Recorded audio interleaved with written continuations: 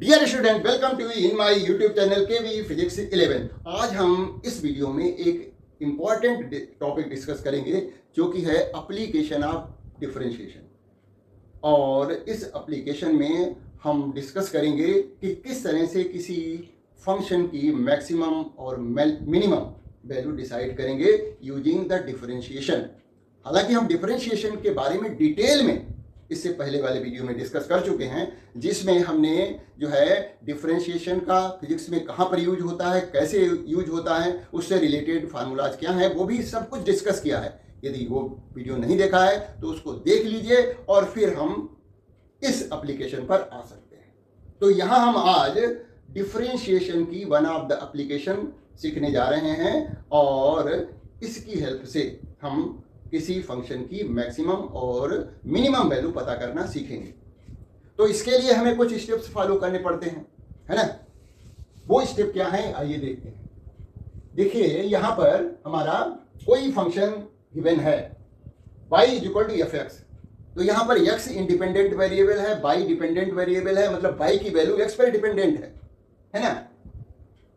तो be to find the maxima और minima value of y कैसे पता करते हैं। पहले स्टेप में हम क्या करते हैं, जो हमारा गिवन फंक्शन है उसका फर्स्ट डेरिवेटिव निकालते हैं, यानी उस फंक्शन को जो है इंडिपेंडेंट वेरिएबल के रिस्पेक्ट में डिफरेंशिएट करते हैं, यानी dy बाई डी एक्स यहां पर हम निकालेंगे और dy बाई डी एक्स की जो वैल्यू आएगी उसको क्या करेंगे, इक्वल टू 0 रख देंगे और फिर उसके बाद जो हमारा इंडिपेंडेंट वेरिएबल x है उसकी वैल्यूज पता कर लेंगे। यही यहां लिखा हुआ है, we find the dy by D X of the function and put it equal to 0 and find the possible values of x। अब यहां पर ये बात अराइज होती है कि हम dy बाई डी एक्स ही क्यों निकाला, है ना। तो ये हमें मालूम है कि dy बाई डी एक्स क्या रिप्रेजेंट करता है। एक्चुअल में ये किसी फंक्शन के ग्राफ के किसी पॉइंट पर ड्रॉ किए गए टेंजेंट का स्लोप रिप्रेजेंट करता है, यानी dy बाई डी एक्स क्या करता है, स्लोप रिप्रेजेंट करता है। यानी हम उस फंक्शन का ग्राफ ड्रॉ करें और ग्राफ के किसी पॉइंट पर जो टेंजेंट ड्रॉ करेंगे तो उस पॉइंट के करस्पॉन्डिंग जो टेंजेंट आएगा उसका जो स्लोप होगा वही dy बाई डी एक्स है। अब हमने देखा कि जैसे मान लिया कोई फंक्शन हमारा है और जिसका ग्राफ कुछ इस तरह से आता है। अब इस ग्राफ को देख के हमें पता लगता है कि हमारा जो ग्राफ है वो इस पॉइंट पर मैक्सिमम जा रहा है ना। और यहां पर देखिए डाउनवर्ड में इस पॉइंट पर निगेटिव में मैक्सिमम जा रहा है। ये निगेटिव मैक्सिमम वैल्यू है और ये पॉजिटिव मैक्सिमम वैल्यू है। तो इस पीक पर या निगेटिव जो पीक आ रही है वहां पर जो टेंजेंट हम ड्रॉ करेंगे that tangent will always be parallel to X axis, यानी एक्स एक्सिस क्या है, इंडिपेंडेंट वेरिएबल है। तो जब टेंजेंट जो है इस पीक पॉइंट पर ड्रॉ की गई tangent parallel to the X axis है, मतलब इसका स्लोप 0 है। उसी तरह से यहां पर जो मिनिमम पॉइंट है वहां पर भी हम टेंजेंट ड्रॉ करेंगे तो उसका भी स्लोप 0 ही होगा, है ना। तो इस तरह से चाहे वो मैक्सिमा हो चाहे वो मिनिमा हो, दोनों के लिए dy by D X is equal to 0 means slope of the tangent drawn at particular point of the graph of the function है वो क्या है कि उसका स्लोप 0 है। टेंजेंट जो ड्रॉ कर रहे हैं उसका स्लोप 0 होने की वजह से हम dy बाई डी एक्स को 0 रखते हैं और उसकी हेल्प से x की वैल्यू इंडिपेंडेंट वेरिएबल की वैल्यू पता कर लेते हैं। अब हम क्या करते हैं कि यदि रिक्वायर्ड है तो हम सेकेंड स्टेप को फॉलो करते हैं। वो सेकेंड स्टेप क्या है उसको देखिएगा।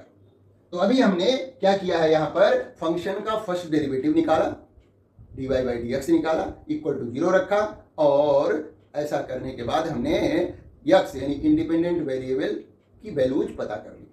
अब देखिए second step,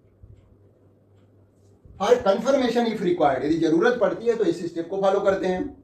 Now we find the second differential coefficient d square y upon dx square of the function and put the value of x so obtaining step 1। भाई हमने स्टेप 1 में x की वैल्यू निकाली थी जो कि इंडिपेंडेंट वेरिएबल था। अब हम सेकेंड स्टेप में उसी फंक्शन का जो फर्स्ट डेरिवेटिव आया था उसको एक बार और डिफरेंशिएट कर देंगे, मतलब उसका हम सेकंड डेरिवेटिव निकालेंगे, और सेकंड डेरिवेटिव का मतलब D square Y upon D X square का जो एक्सप्रेशन आएगा उसमें एक्स की जो हमने वैल्यू ऑलरेडी स्टेप 1 में निकाल ली हैं उनको रखेंगे और देखेंगे कि रिजल्ट क्या आता है। If the value of D square Y upon D X square is negative, X की वैल्यू रखने पर किसमें, D square Y upon D X square में एक्स की वैल्यू रखने पर जो है हमें फाइनल रिजल्ट नेगेटिव मिले, तो इसका मतलब हुआ it means Y is maximum at this value of X, X की इस वैल्यू पर वाई जो होगा वो मैक्सिमम होगा। क्लियर सी बात है, क्योंकि मैक्सिमम होने के बाद ग्राफ किधर जा रहा है, डाउनवर्ड जा रहा है, मतलब निगेटिव में जा रहा है। तो इसीलिए हमने D square Y upon D X square का जो एक्सप्रेशन आया था उसमें वैल्यू एक्स की रखी, हमें निगेटिव मिल गया, वैल्यू यदि निगेटिव आ गई D square Y upon D X square, तो हम डिक्लेयर कर देंगे क्या कि it means Y is maximum at this value of X. ठीक है, उसके बाद हो सकता है पॉजिटिव वैल्यू आ जाए, है ना। If the value of D square Y upon D X square is positive, यानी एक्स की किसी वैल्यू के लिए क्या होगा, D square Y upon D X square positive भी आ सकता है। यदि पॉजिटिव आता है it means Y is minimum at this value of X, तो यह इस एक्स की वैल्यू के लिए वाई की वैल्यू जो होगी वो मिनिमम होगी, क्योंकि एक बार जो है ग्राफ मिनिमम चला गया है तो उसके बाद कहाँ जाएगा, अब और तो पूरा मिनिमम जा चुका है, इसके बाद वो ऊपर को ही उठेगा, मतलब पॉजिटिव डायरेक्शन में ही जाएगा, अब पॉजिटिव होगा। इसीलिए हमने क्या किया कि D square Y upon D X square की वैल्यू पॉजिटिव आए तो हम डिक्लेयर कर देंगे कि वाई जो है इस पर्टिकुलर वैल्यू ऑफ एक्स के लिए जो है क्या देगा, मिनिमम वैल्यू देगा। ठीक है, अब हो सकता है कि ये थ्योरी बताने से समझ में ना आया हो, तो जरा एग्जांपल देख लीजिए और एग्जांपल से बिल्कुल क्लियर हो जाएगा, कभी कोई मिस्टेक होने वाली नहीं है। देखिएगा, ये हमने यहां पर एग्जांपल भी फिजिक्स का ले रखा है। The displacement of particle given है x is equal to given है 2t cube minus 3t square plus 4, ये मीटर में डिस्टेंस गिवन है displacement. Find the time eight which the displacement of particle is maximum and minimum, किस time पर particle का displacement maximum होगा और किस टाइम पर मिनिमम होगा। तो स्टेप 1 पहले हम करते हैं, स्टेप 1 देखिएगा, यानी फर्स्ट डेरिवेटिव निकालेंगे। ये इंडिपेंडेंट वेरिएबल है t, एक्स डिस्प्लेसमेंट है और टाइम के साथ जो है वो वेरी कर रहा है, t यहाँ पर टाइम रिप्रेजेंट कर रहा है। तो हम कैसे निकालेंगे, D x by D T निकालेंगे फर्स्ट डेरिवेटिव। तो डिफ्रेंशिएशन तो सीख ही चुके हैं, तो इसका क्या रिजल्ट आएगा, 6t स्क्वायर आएगा माइनस 6t, 4 का डिफ्रेंशिएशन 0 हो जाएगा। फर्स्ट स्टेप कहता है कि अब हमें क्या करना है, इक्वल टू 0 लिख देना है। फर्स्ट डेरिवेटिव जो हमने निकाला है उसको इक्वल टू 0 रख दीजिए। देखिए यहां पर हमें t की वैल्यू निकालनी है, तो यहां पर देखिए 6t कॉमन है, तो यहां बचा t minus 1 is equal to 0। तो ये दो फैक्टर हैं, इनका मल्टीप्लीकेशन 0 है, तो या तो 6t इज इक्वल टू 0 होगा, तो जब ये तो तभी 0 हो सकता है जब t की वैल्यू 0 हो, है ना, पहला। और दूसरी वैल्यू हमें इससे मिलेगी t minus 1 is equal to 0 implies that t is equal to 1। ये 2 वैल्यूज आ गई हैं t की हमें, यानी t इज इक्वल टू 0 आया है, t इज इक्वल टू 1 आया है। अब इन वैल्यूज के लिए, इन वैल्यू पर, किस वैल्यू पर, t की किस वैल्यू पर हमारा फंक्शन जो होगा मैक्सिमम वैल्यू देगा। फंक्शन क्या है, डिस्प्लेसमेंट निकालना है हमें, तो किस टाइम पर पार्टिकल का डिस्प्लेसमेंट मैक्सिमम होगा और किस टाइम पर मिनिमम होगा, ये चेक करना पड़ेगा। इसके लिए हमें फंक्शन का सेकेंड डेरिवेटिव निकालना पड़ेगा। देखिए फर्स्ट डेरिवेटिव तो निकाल दिए थे, अब सेकेंड डेरिवेटिव निकालिए। लीजिए इसका एक बार और डिफरेंशिएट कर दीजिए, तो D square X upon D T square is equal to हो जाएगा, ये हो जाएगा 12t माइनस 6, ये आया D square X upon D T square. ये हुआ हमारा सेकेंड स्टेप। हाँ, स्टेप 2। अब इसी में हम क्या करेंगे, t की वैल्यू निकालेंगे जो हमने फर्स्ट स्टेप में ऑब्टेन की थी। तो t की वैल्यू 0 और 1 है, तो पहले हम 0 रखते हैं। If t is equal to 0, तो D square X upon D T square is equal to हो गया 0, 12 इंटू 0 0 माइनस 6, यानी माइनस 6 आ गया, निगेटिव आ गया है, देखिएगा। और जब कहा गया है यदि डी स्क्वायर एक्स यानी सेकेंड डेरिवेटिव की वैल्यू निगेटिव आए तो उस पर्टिकुलर वैल्यू पर, यहां पर वैल्यू किसकी, टी की, उस पर्टिकुलर टाइम पर डिस्प्लेसमेंट मैक्सिमम होगा। तो डिस्प्लेसमेंट जो है मैक्सिमम यहां पर डिक्लेयर हो गया at T is equal to time T is equal to 0 second, यानी ये इस पॉइंट पर T is equal to 0 second, मतलब बिगिनिंग में ही पार्टिकल का डिस्प्लेसमेंट मैक्सिमम होगा। अच्छा, अब हम टी इज इक्वल टू 1 रख के देख लेते हैं, है ना। तो टी इज इक्वल टू 1 रखते हैं, यहां पर हमने क्या किया, टी इज इक्वल टू 1 रखते हैं, टी इज इक्वल टू 1। तो D square X upon D T square क्या हो जाएगा, देखिए 12 हो जाएगा, 12 माइनस 6 यानी 6 आ गया पॉजिटिव। तो इसका मतलब क्या हुआ कि t is equal to 1 second पर पार्टिकल का डिस्प्लेसमेंट जो होगा वो मिनिमम होगा, मिनिमम डिस्प्लेसमेंट आ गया, मिनिमम डिस्प्लेसमेंट होगा at t is equal to 1 second. तो ये आ गई मिनिमम की कंडीशन, यानी t is equal to 1 second पर पार्टिकल का डिस्प्लेसमेंट मिनिमम है और t is equal to 0 second पर मैक्सिमम है। कितना है ये भी देख सकते हैं। तो इसके लिए हमें फंक्शन में t की वैल्यू 0 रखनी पड़ेगी, है ना। t की वैल्यू 0 रख दीजिए तो डिस्प्लेसमेंट की मैक्सिमम वैल्यू हमें पता लग जाएगी। देखिएगा हमने t इज इक्वल टू 0 रखा तो x इज इक्वल टू क्या हो जाएगा, ये 0 हो जाएगा, ये भी 0 हो जाएगा, प्लस 4, यानी मैक्सिमम डिस्प्लेसमेंट 4 मीटर आ गया। अब मिनिमम के लिए ये तो फर्स्ट वैल्यू हो गई, सेकंड वैल्यू जो है t इज इक्वल टू 1 रखें तो x इज इक्वल टू हो जाएगा, देखिएगा ये हो जाएगा 2 माइनस 3 प्लस 4, तो हो जाएगा 6 minus 3 that is equal to 3 metre. ये मिनिमम हो गई, मतलब डिस्प्लेसमेंट ये मिनिमम हो गया, ये मैक्सिमम हो गया। तो इस तरह से गिवन टाइम पर जो वैल्यू हमें टाइम की आई थी t is equal to 0, t is equal to 1, उस पर मैक्सिमम डिस्प्लेसमेंट की वैल्यू क्या होगी पता लग गई, 4 मीटर होगी, और मिनिमम डिस्प्लेसमेंट की वैल्यू जो होगी वो 3 होगी। अब एक एग्जांपल और समझ सकते हैं, है ना।